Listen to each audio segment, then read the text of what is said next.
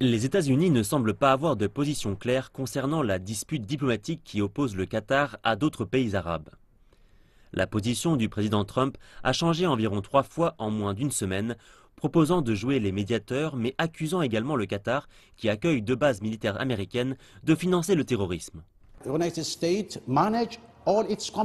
Les États-Unis ont mené toute leur campagne de l'Afghanistan ou Djibouti depuis ce sol et tous nos ennemis veulent punir les États-Unis et punir le pays qui aide les États-Unis.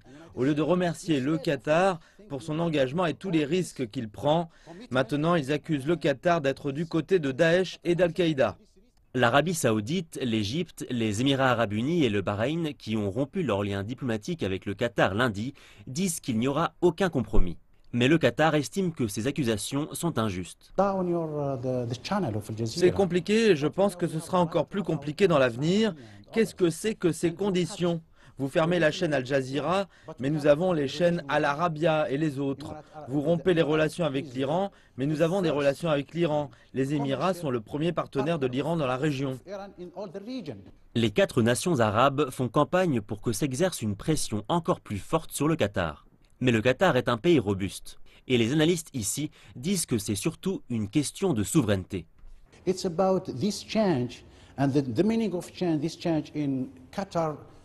On parle ici de la signification de la politique et de l'indépendance du Qatar. Dans le passé, le Qatar était sous la domination de l'Arabie Saoudite. Mais depuis que le cheikh Hamad bin Khalifa est au pouvoir, il y a eu un changement vers une politique étrangère plus affirmée et ce développement économique.